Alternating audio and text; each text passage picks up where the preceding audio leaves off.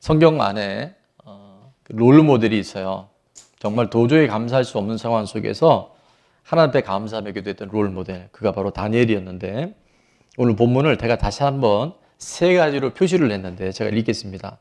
다니엘이 이 조서에 왕의 도장이 찍힌 것을 첫 번째 뭐라고요? 알고도 자기 집에 돌아가서는 윗방에 올라가 예루살렘으로 향한 뭐를 열고? 창문을 열고, 창문을 닫고 기도하면 아무 문제 없을 텐데 창문을 열고 기도합니다. 세 번째는 뭐 하는 대로?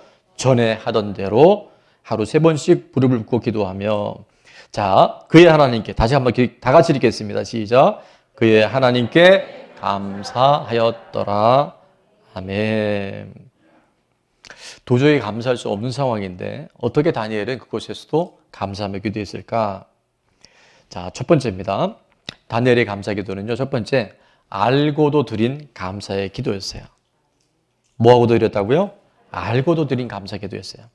오늘 10절 상반절에 보니까 왕의 조서에 왕의 도장이 찍힌 것을 뭐하고도 알고 있었어요. 자, 이 내용은 여러분 잘 아시겠지만 6장 7절 하반절에 보면 다리오 왕이 이제 다니엘을 굉장히 시기하고 모함했던 여러 방백들이 함정을 하나 파요.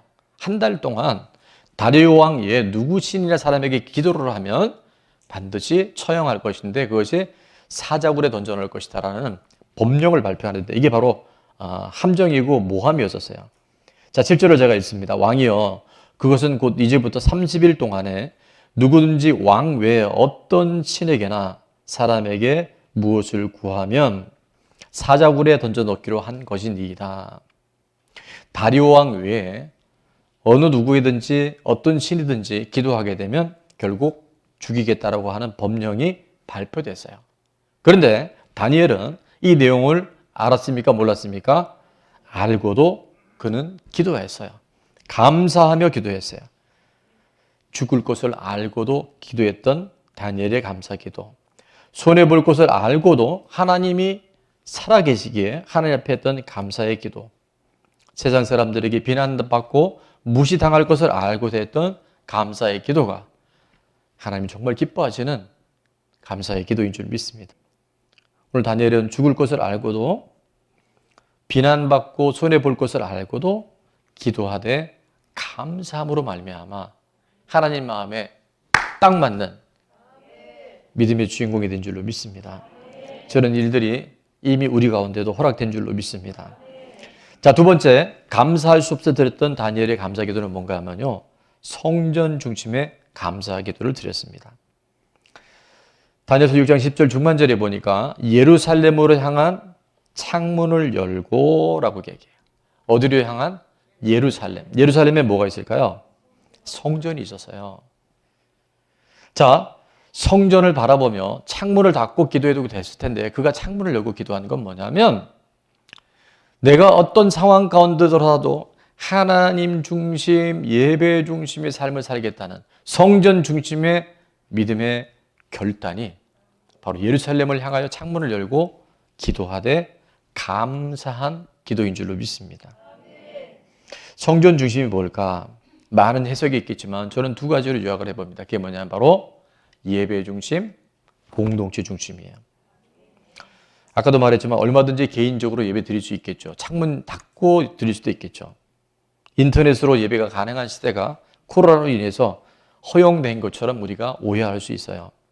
물론 지금 우리도 이제 아기들 출산하고 두 우리 성도님이 아마 지금 이 설교를 듣고 있을 건데 보고 있을 건데 그런 예배적인 거 말고 우리 김하원 권사님처럼 그렇게 예배를 사모하시지만 몸이 너무 불편하셔서 못 나오는 그런 경우 말고요.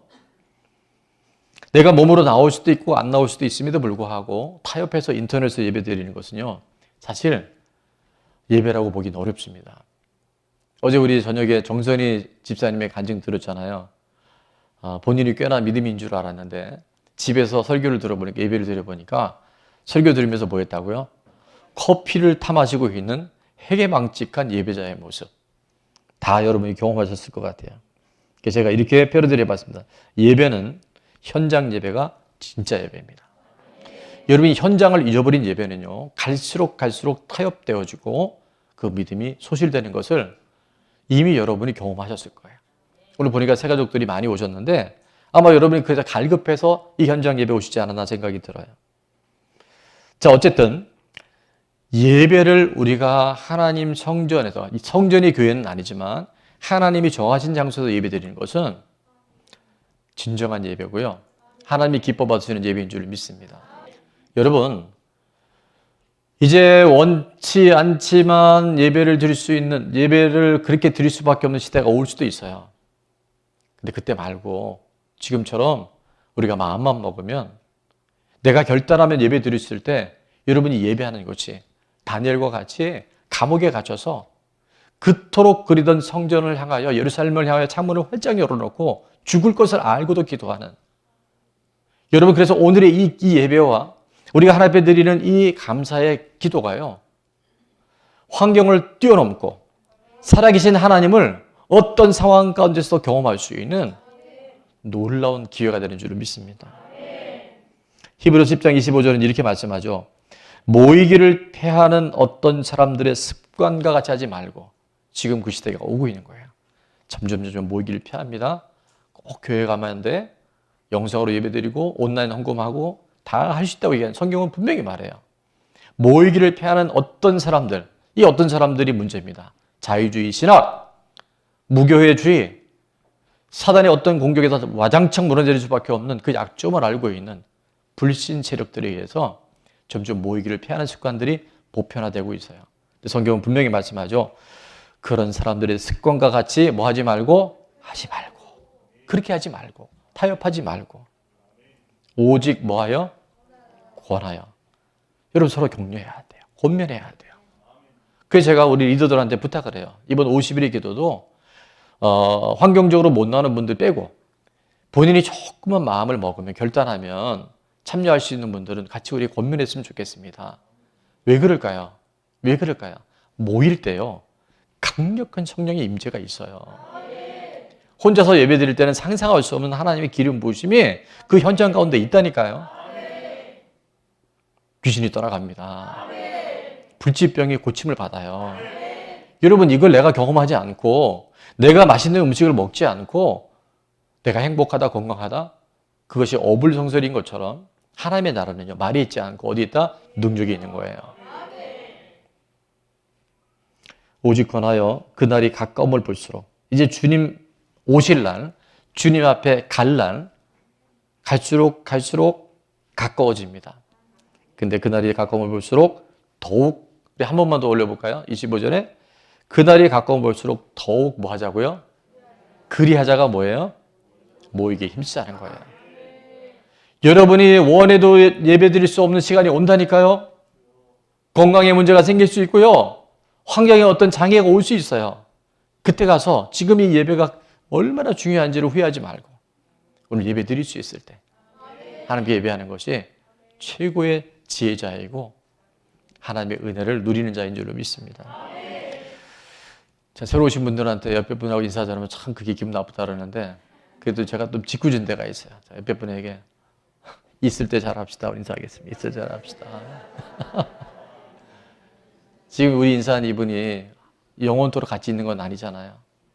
그죠? 공동체의 중요성은요, 정말 아무리 강조해도 지나치 않습니다. 우리 부모님들은 자녀들이 예배 드릴 수 있도록 자꾸 권면하셔야 돼요.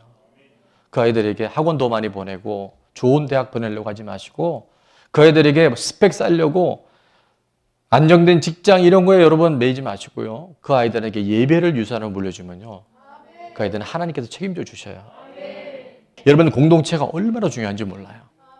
여러분 착각하시면 안 되겠지만 혼자 가면 빨리 가고 편리하게 가요. 근데 함께 가야 멀리 갈 수 있어요. 그리고 안전하게 갈 수 있어요. 사단은 각계 전투를 자꾸 요구해요. 부부가 연합할 때 힘이 생기는데 부부를 분리시키려 만들고, 부모 자녀 간의 세대 간에 계속 갈등의 고리를 가져옵니다. 근데 성령님은 연합하게 만드셔요. 하나 되게 하셔요. 합심해서 기도하게 만드셔요.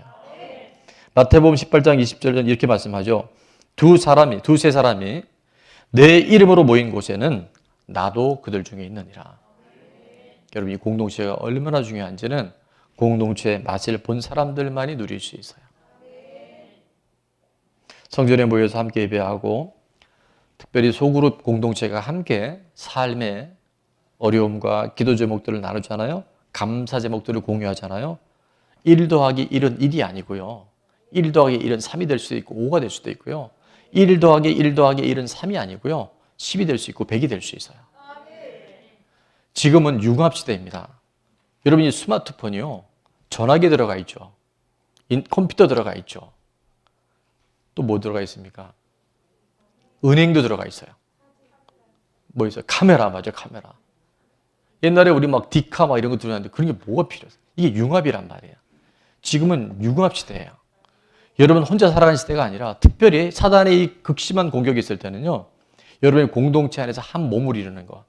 가장 안전하고 가장 형통한 길인 줄 믿습니다. 자, 마지막 다니엘이 감사할 수 없어 드렸던 감사기도는 뭐였냐면요. 전에 하던 대로 했던 감사기도였어요. 하반절에 보니까 전에 하던 대로 하루 3번씩 무릎을 꿇고 기도하며. 여러분 우리 인생은요. 결국 어디서 판정되는지 아세요? 꾸준함에서 결정이 됩니다. 꾸준한 사람이 사업도 잘해요. 꾸준한 학생이 공부도 잘해요. 꾸준한 사람들이 모든 것에서 재능과 관계없이 아무리 재능이 좋아도요. 이 꾸준함이 없으면 열매가 그렇게 좋지 않아요. 그런데 좀 부족한 듯 해도 뭐 하면 꾸준하면요. 그곳에 좋은 열매들이 나타나요. 그래서 기도는 이 다니엘의 기도 감사 기도는 뭐였냐면 기도는 습관이고요. 기도는 훈련입니다.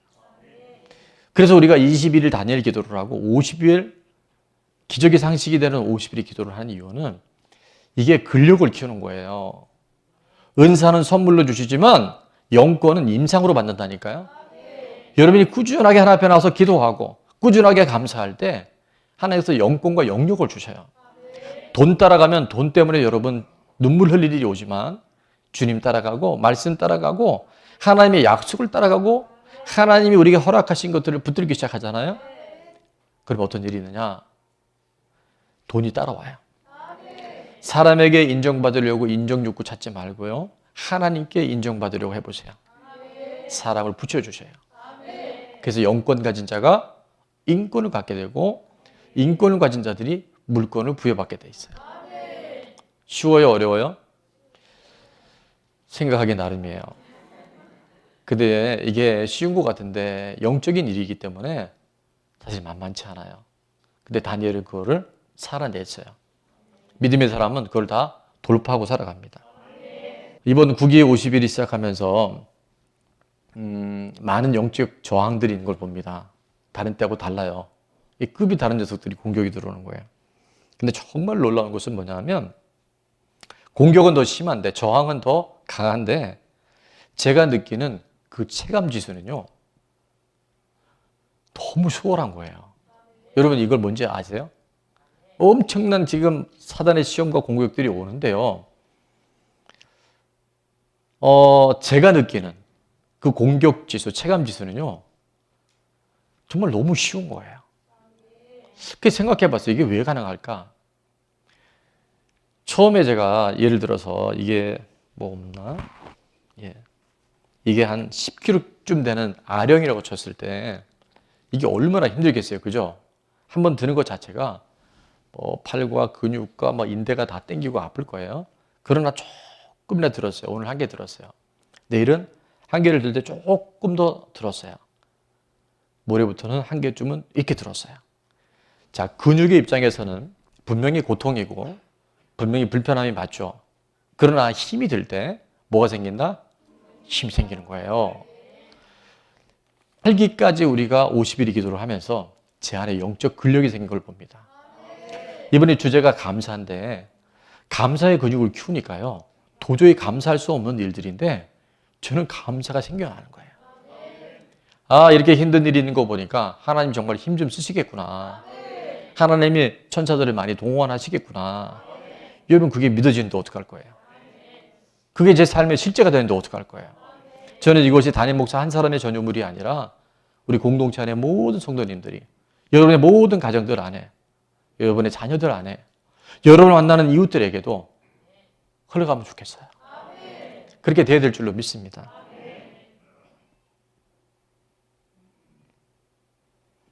수요일날 리더 모임 때 우리 중보팀장님한테 물어봤어요. 우리가 50일이 시작하면 중보팀이요. 1시간도 빼놓지 않고 아침 5시부터 집회 전까지 이 강단에 릴레이 기도가 있어요. 계속 누군가가 와서 기도해요. 물론 가끔 한 사람씩 빠지는 걸 내가 봤는데 아주 짧은 순간이에요.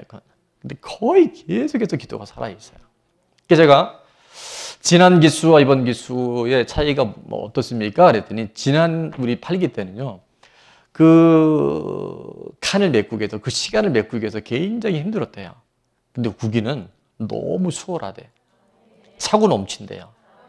어떤 타임에는 1시간 안에 2명, 3명도 넘쳐날 정도로. 여러분, 이게 그냥 되는 게 아니라 우리가 기도하잖아요. 하나님 앞에 부르짖잖아요. 하나님 앞에 감사하잖아요. 그럼 그 근력이 생기는 거예요. 하나님의 그 내 힘이 아니라 하나님이 주시는 새 힘으로 넉넉하게 능히 감당하게 하신 줄로 믿습니다.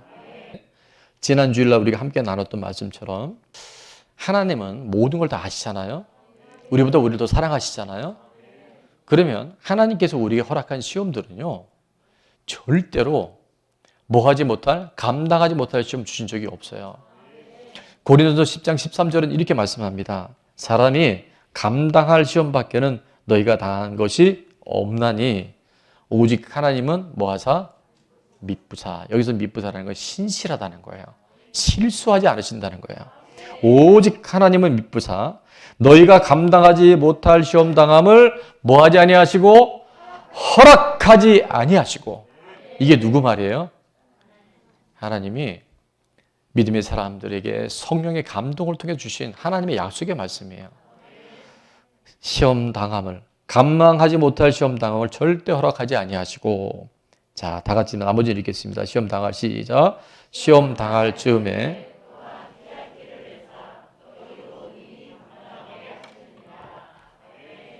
시험 당할 즈음에 뭐를 내주신다고요? 피할 길을 내주세요. 여러분, 하나님 말씀하셨으면 여러분 신뢰하십시다. 피할 길을 주신다 그랬잖아요. 그리고 반드시 여기서 너는 여유롭게 가까스로 간신히가 아니라 아주 웃으면서 그것을 어떻게 이겨낼 수 있게 하신다는 거예요. 자, 감당할 만한 시험만 허락하여 주시고 시험 당할 때 피할 길을 주셔서 능히 이기게 하신다고 한다면 우리가 해야 될 것은 뭘까요? 예, 웬만하면 정답이 제목에 있어요. 감사해. 저는 사실 감사했어요. 여러분, 이 하나님을 신뢰하셔야 돼요. 그 하나님 살아계심을 여러분 인정하셔야 돼요. 그때 하나님은 약속하신 그대로 믿음으로 반응한 사람들에게 하나님이 하나님 되심을 우리 가운데 반드시 나타내신 줄 믿습니다. 문제가 없는 게 아니라요. 문제는 있었고 지금도 있습니다. 앞으로는 어떨 것 같아요? 문제 없을 것 같습니까? 문제 있죠.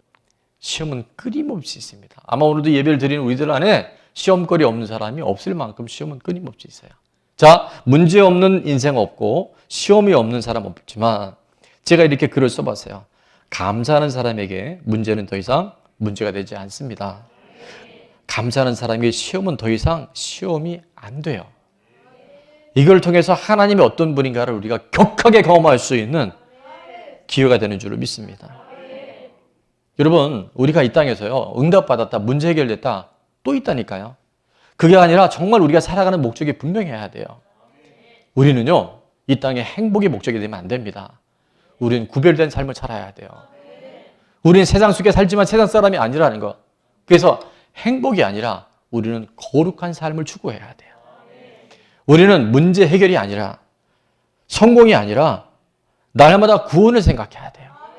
오늘 만약에 내가 세상을 떠난다 할지라도 나는 정말 천국 갈 수 있을지, 내 사랑하는 가족과 이웃들이 혹여나 예수님 없이 영원한 지옥에 떨어지는 건 아닌지,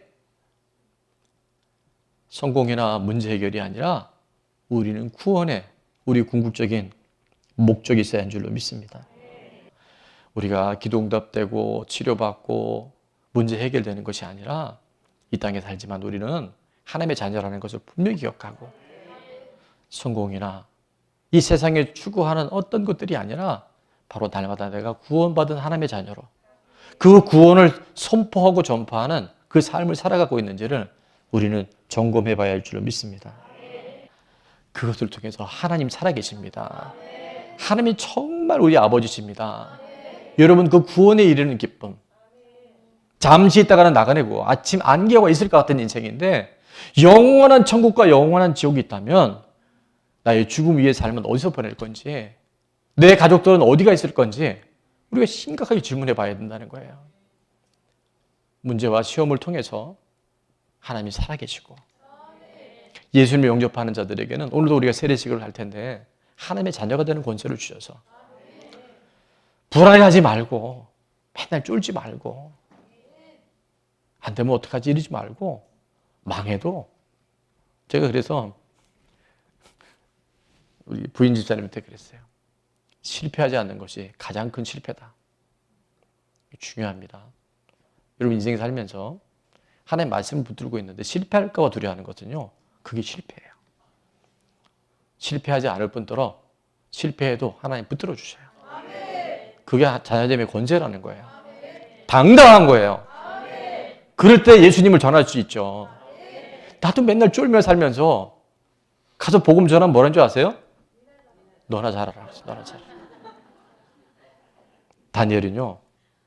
당당하게 살았어요. 죽을 걸 알고도 기도했고 창문 열어놓고 기도했고 예루살렘을 향해 기도했고 전에 하던 대로 꾸준히 기도했어요. 영국의 유명한 설교자 찰스 스펄전 목사님은 우울증으로 굉장히 많이 힘든 시간을 보내셨대요.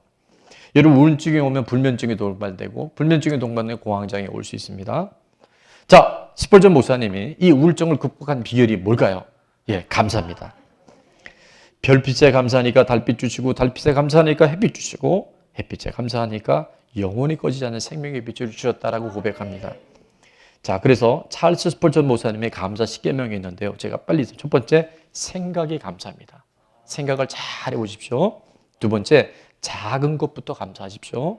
세 번째 자신에게 감사하십시오. 나를 소홀히 대하지 마세요. 내가 핏값 주고 사신 하나님의 자녀라는 걸 여러분이 가치와 소중함을 인정하시기 바랍니다. 네 번째 일상에 감사하라. 숨 쉴 수 있는 것, 볼 수 있는 것. 내 아내가 내 옆에 있으니까 지금 잔소리라도 해주지. 그 아내가 없으면 여러분 얼마나 힘들겠어요. 그렇게 속썩이는 내 남편. 여러분 남편이 있는 존재 자체가 귀한 거예요. 아내들은 들을지어다. 우리 집 아내도 들을지어다. 첫 번째, 문제를 감사하라.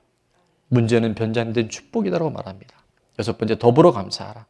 감사는 나눠야 되는 거예요. 일곱 번째, 그럼에도 불구하고 감사하라. 잠들기 전에 감사하라. 감사의 능력을 믿고 감사하라. 모든 것에 감사하라. 저는 아까도 얘기했지만 자녀들에게 여러분 자꾸 어떤 세상적인 거 물려주고 하지 말고요. 믿음의 유산을 물려줍시다. 하나님의 눈은 온 땅을 두루 감찰하시는데 전심으로 하나님을 향하는 자들에게 하나님 능력을 주시는데 그것이 바로 감사할 때 하나님의 주파수와 정확하게 일치되는 줄 믿습니다. 범사에 감사해라. 그것이 그리스도 예수 안에서 너희와 너희 인생을 향한 하나님의 뜻이라고 말씀하세요.